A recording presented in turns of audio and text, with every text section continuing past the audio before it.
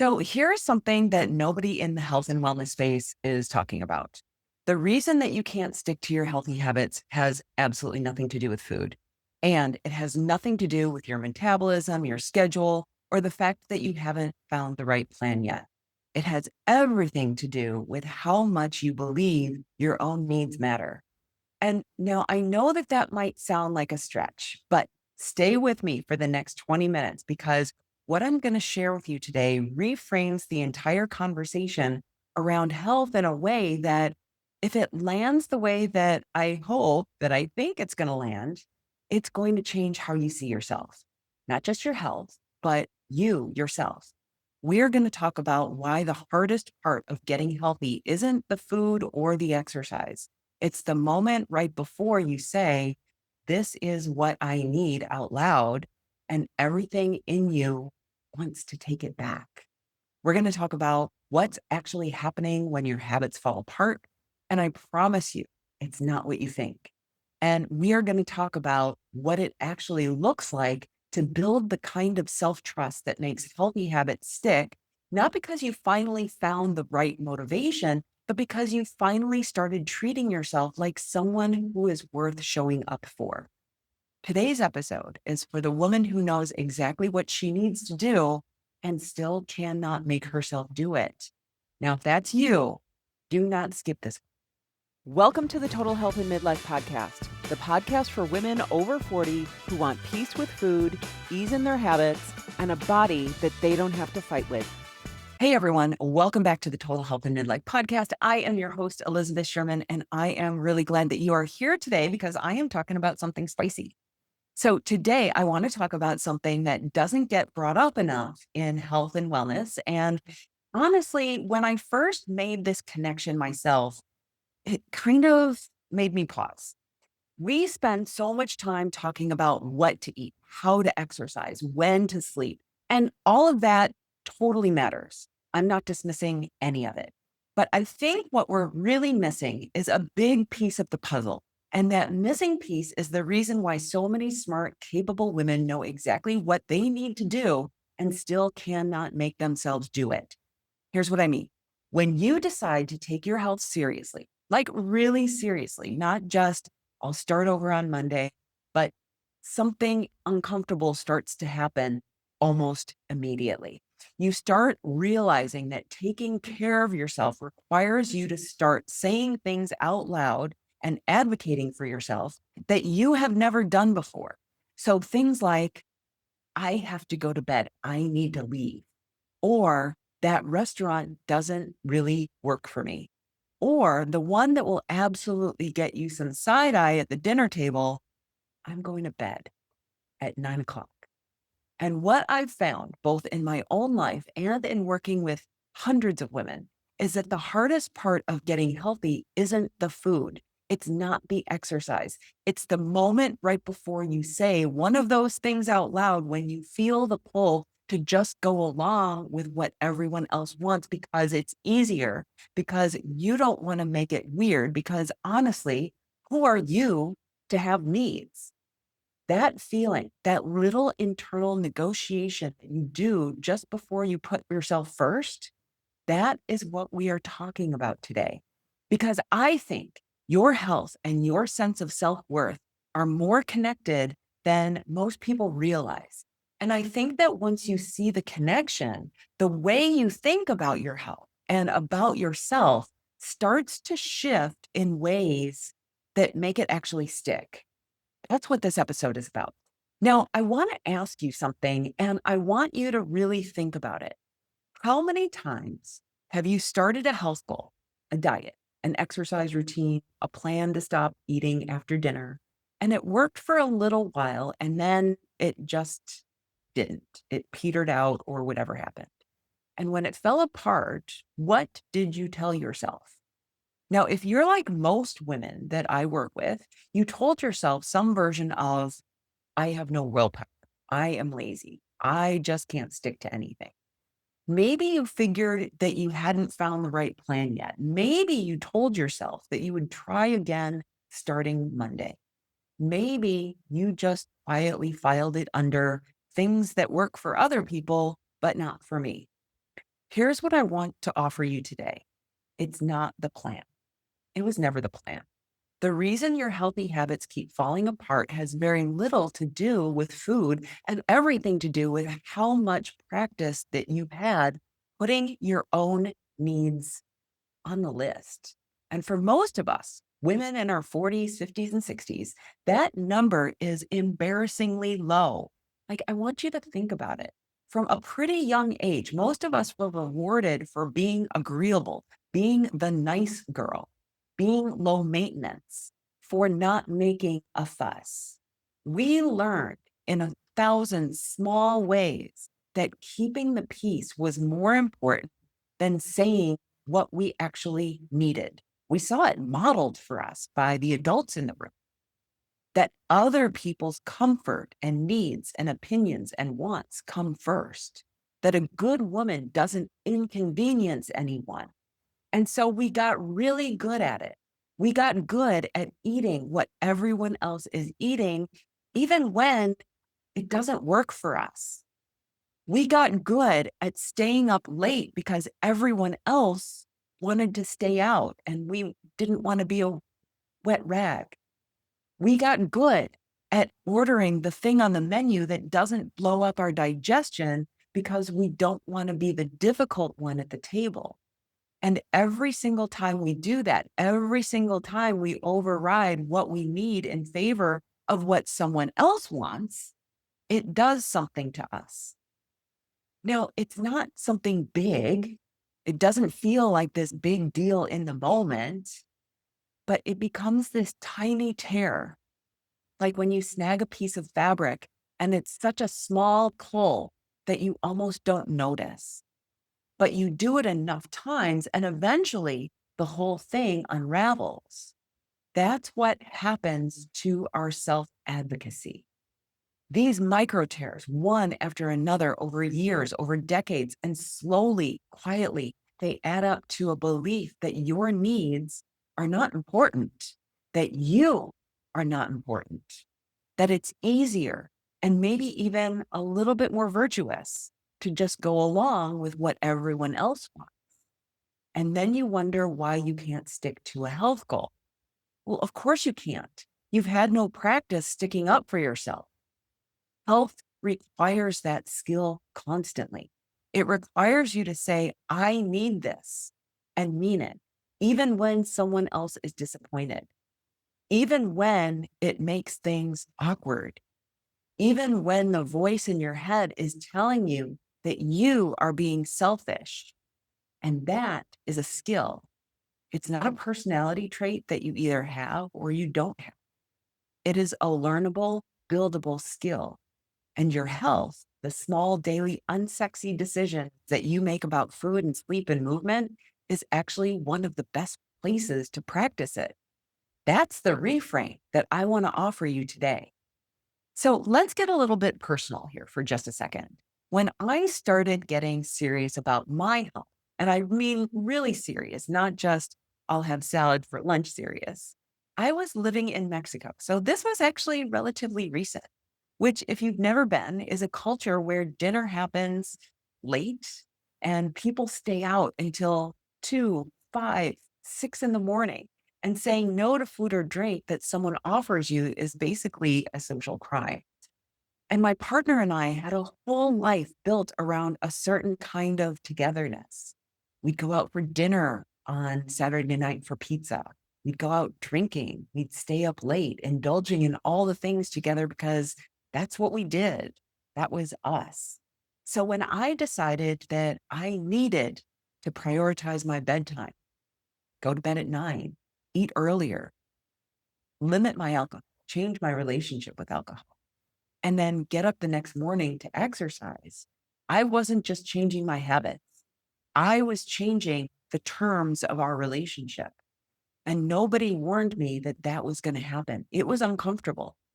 The first few times I said, I need to go to bed, I felt guilty, like I was abandoning someone, like I was being a bad partner, a bad friend, a bad guest.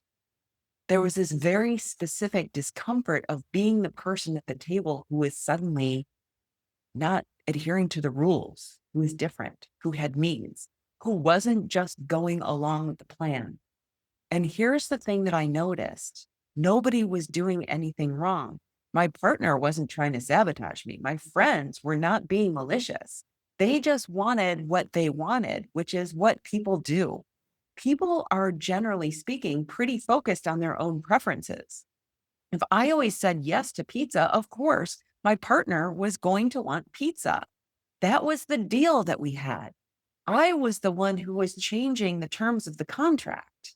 And changing the deal felt terrible at first because it meant accepting that sometimes the people that I love were going to be disappointed in me. And I had spent a very long time making sure that that did not happen. But here's what I started to notice slowly over time. Every time I kept the commitment that I had made to myself, every time I went to bed when I said that I would, every time I chose the restaurant that worked for me, every time I left the party early because I had to work out the next morning, something shifted, and not in my body. It was about how I felt about myself. It was like each one of those small decisions was a vote that said, you matter. Your needs are real. I am someone who is worth taking care of. And I want to be really clear here because I think that this is the part that gets misunderstood. This had nothing to do with my appearance or how I look. I wasn't doing any of this to lose weight or to fit into something or get a certain number on the scale. I had thrown my scale out at this point. I was doing it because I wanted to feel better, because I was investing in the version of me that was going to show up tomorrow, next week, next month, next year, 10 years from now. That distinction matters more than I can tell you, because when you tie your health to your appearance, you are always at the mercy of your mirror. Some days it'll tell you what you want to hear, and some days it absolutely does not. And your motivation lives and dies by that.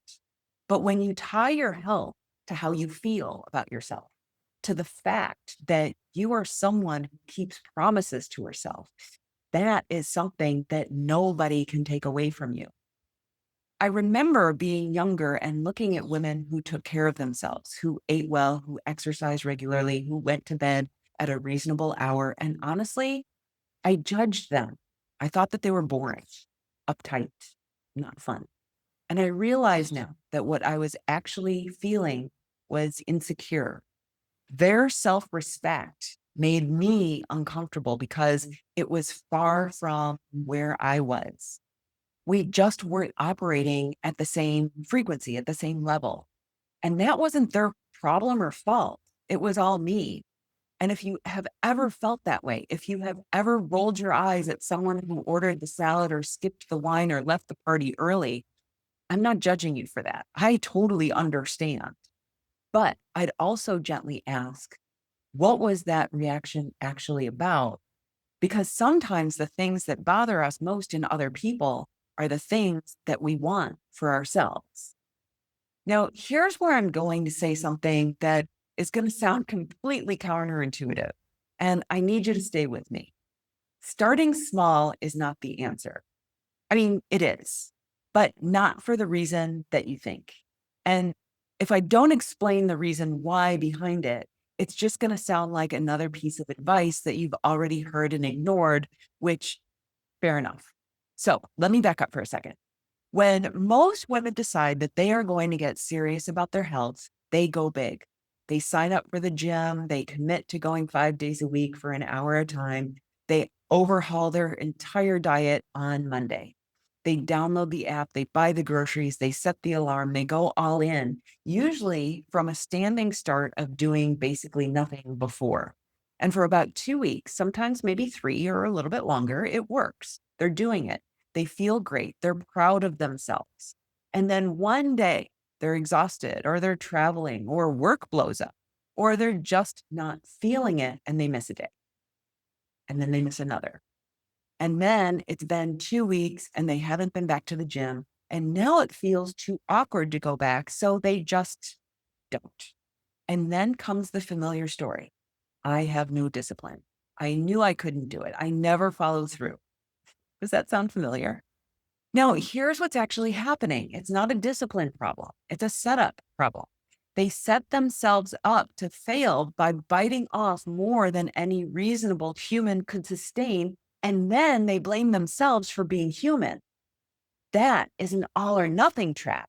And it is absolutely brutal because every time you go through that cycle, the big launch, the crash, the self blame, you add another layer to the story that you can't be trusted to follow through on your own commitments. And that story, that is the thing that is actually keeping you stuck. So when I work with clients and we're building an exercise habit, for example, I tell them we are going to start so small that it feels almost insulting. I want you to put your shoes on. I want you to walk to the end of the driveway, and then I want you to walk back. That's it every day. And without fail, every single client will look at me like I have lost my mind and say, Elizabeth, that is not going to do anything. It's not going to get me to my goal. That's not going to get me my results. And I say, maybe that walk is not going to change your body. But the point is that I want you to commit to yourself and follow through. I want you to set a commitment and keep it. I want you to be someone who does what she says she's going to do, even on the days when she's tired, even when it's raining, even when life is a complete mess. Because here's what that tiny walk is actually building. It's actually building self-trust, not fitness, not weight loss, but self-trust. And self-trust, when it comes to your health, is everything. It's the thing that makes the difference between a woman who keeps starting over and a woman who trusts herself to keep going, even imperfectly, even slowly, even when the results aren't dramatic yet.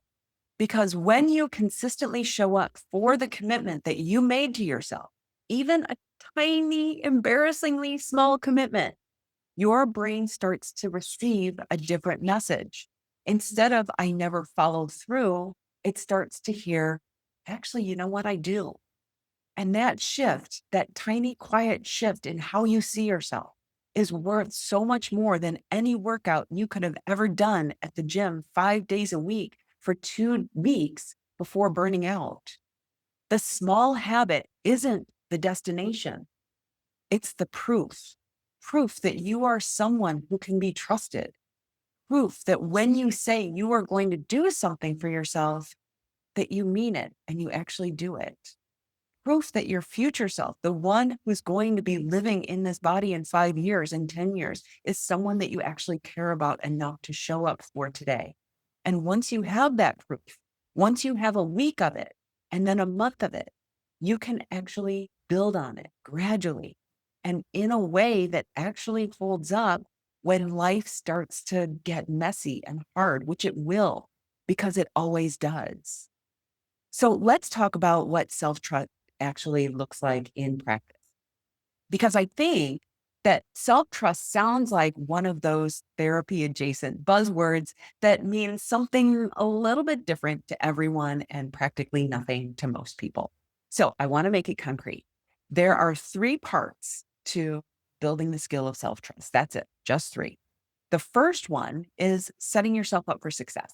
And I don't mean that in a motivational poster kind of way. I mean it literally. Before you make a plan, I want you to ask yourself, given my actual life, my actual schedule, my actual energy levels, what is the thing that I have a 90% chance of actually doing?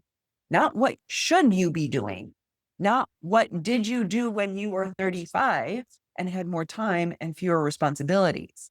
What can you genuinely, realistically do right now, this week, in the life that you are actually living? Because most of us make health plans for an imaginary version of ourselves who has unlimited time, perfect energy, and no one is ever asking anything of her. And then we are shocked when we cannot execute it. So the first act of self-trust is making a plan that is honest, one that respects your real life instead of punishing you for actually having a life. The second part to building the skill of self trust is follow the plan. Now, here's the thing, when you've done the first part right, this part is actually really easy. I mean, it's not easy necessarily, but it's simple because you're not white knuckling your way through something that feels difficult. You're actually doing something that you set yourself up to do successfully. And when you follow through, even on the small thing, even on the walk to the end of the driveway, something really interesting starts to happen. You start to feel grateful. There's just this quiet, low key appreciation for yourself. I feel it all the time now. I will open my refrigerator and there's food in there that I actually want to eat. Vegetables, something that I prepped earlier in the week. And I feel genuinely grateful to the version of me who went to the grocery store, who made the list, who bought the things and put them away and prepped them. She did that for me so that I didn't have to struggle. She knew that I was going to be standing here tired and hungry, and she took care of it. And that is not a small thing. That is what self love actually looks like. It's not bubble baths and affirmations and running through fields of daisies saying, I love myself. It's the woman who stocks the fridge so that her future self doesn't have to scramble. It's the woman who goes to bed so her future self wakes up feeling like she's refreshed. It's the woman who plans ahead so that her future self doesn't have to make hard decisions when she's already depleted. Your future self is a real person. She is going to be living in this body, in this life, dealing with the consequences of what you decide today. And when you make decisions from that place, from genuine care for who you are going to be, following the plan stops feeling like discipline and starts feeling like self care. It starts feeling like self love, which brings me to the third part. And honestly, for a lot of women, this might be the hardest one. Don't be a jerk to yourself when the plan doesn't go perfectly, because it won't. Life is going to happen. You will miss the workout. You might have a bad night's sleep. You'll eat the thing. You'll go to bed 2 hours later than you planned because something came up. And you know what? That's just how it is. But when that happens, the move is not to spiral and to judge yourself. The move is not to decide that the whole thing is ruined and that you might as well start over next Monday. The move is to look at what happened honestly, without self blame, and ask, what got in the way? And what would I do differently next time if all things were equal? That's it. That's the whole third step. Just looking at our past behavior through the lens of curiosity and evaluation, not judgment and condemnation. Because here's what I know after years of doing this work. The women who make lasting change are not the ones who never slip up. They're the ones who know how to recover quickly, who can have a hard week and get back on track without needing to burn the whole thing down and start from scratch. That is a skill. And like every other skill that I've talked about in this episode, you build it by practicing it over and over again in small moments until it becomes the way that you operate. You set yourself up for success. You follow the plan and be kind to yourself when life gets messy. That's the loop. And every time you go through it, you trust yourself a little bit more and more. So here's what I want you to take away from the episode today. Your health is not the goal. It's the vehicle. The goal is a woman who knows what she needs and is willing to ask for it. A woman who can disappoint someone else without making it mean something about herself. A woman who makes a commitment to herself and keeps it, not perfectly, not without struggle, but consistently enough that she trusts herself. A woman who, when she looks at her own life, can see evidence that she matters to herself. That's what we are building here. And health the food, the sleep, the movement, the going to bed at 9 o'clock when everyone else wants to stay out. That's just where we practice it. Because here's the thing about low stakes moments, they're actually not low stakes. Every single time you advocate for what you need at the dinner table, you are practicing for the conversation that you need to have at work with your boss. Every time you keep the commitment that you made to yourself about exercise, you're building the muscle that you need to keep the harder commitments. Every time you choose your sleep over someone else's preference, you're reminding yourself in the most concrete physical way possible that your needs are real and they count. None of this is about how you look. I want to be super clear about that. I'm not standing here telling you that if you lose weight, that you will love yourself more, because I've seen that movie and it does not end that way. This is not about your appearance. It's about your agency. It's about the quiet internal experience of being a woman who shows up for herself. And if you are sitting with this episode right now and thinking, okay, I get it, but I still don't know why I can't make myself do it, I have something for you. I made a quiz.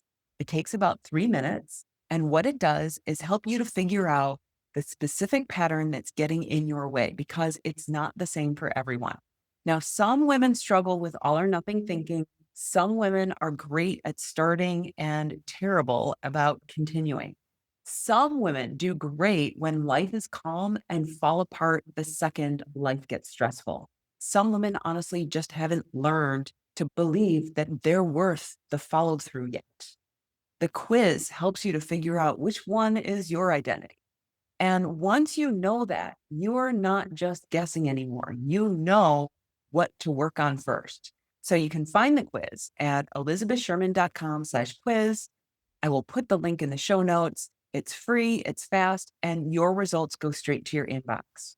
Now, if you've ever thought, I know what I need to do and I still cannot make myself do it, that quiz was built for you. So thank you for spending time with me today. That's all I have. Have an amazing day, and I will talk to you next time. Bye-bye. Hey, before you go, if you are someone who says, I know exactly what I should be doing, I just don't do it. Hey, if that's you, I made something for you. It's a free 3-minute quiz that gets underneath that exact problem. Not to give you more information, but to show you the specific reasons why your follow through keeps breaking down, because it's not the same for everyone. And once you can see your pattern clearly, everything else seems to change. Head to elizabethsherman.com/quiz. It's free, it's fast, and it's honest.